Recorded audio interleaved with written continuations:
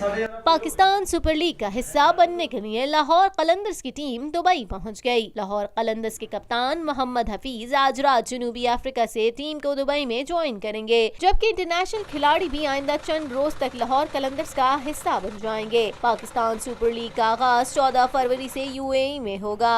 17 मार्च तक जारी रहने वाली लीग के 8 मैचेस लाहौर और कराची में भी खेले जाएंगे। पाकिस्तान में पहली मर्तबा हालात हाजरा के मुख्तसर मगर जामे प्रोग्राम्स, खबरों, तबसरों के अलावा दीगर समाजी, तिजारती, सकाफती, तफरीही, मालूमाती, मजहबी, तालीमी, सेहत और बच्चों के प्रोग्राम्स सिर्फ TNN TV पर।